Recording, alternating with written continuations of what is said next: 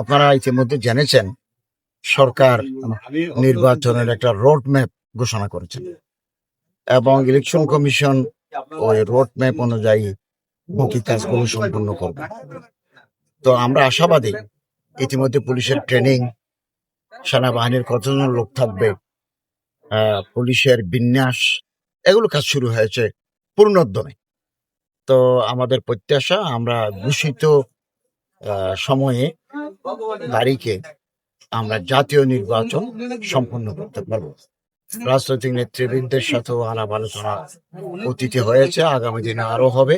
আমরা আশাবাদী আগামী ফেব্রুয়ারি মাসে এটা সুষ্ঠু, অবাধ, নিরপেক্ষ নির্বাচন একেবারে উৎসাহ উদ্দীপনার মধ্য দিয়ে অনুষ্ঠিত হবে। এই প্রস্তুতি সরকারের আছে এবং আইন শৃঙ্খলা রক্ষাকারী বাহিনীও সাথে থাকবে, স্ট্রাইকিং ফোর্স থাকবে এবং আমাদের সরকারি কর্মকর্তারাও থাকবেন।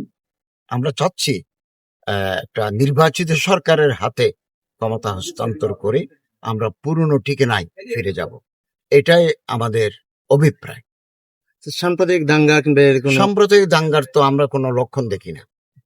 সাম্প্রদায়িক দাঙ্গা হওয়ার কোনো পরিস্থিতি এখন নাই এবং মানুষের মধ্যে সচেতনতা আসছে।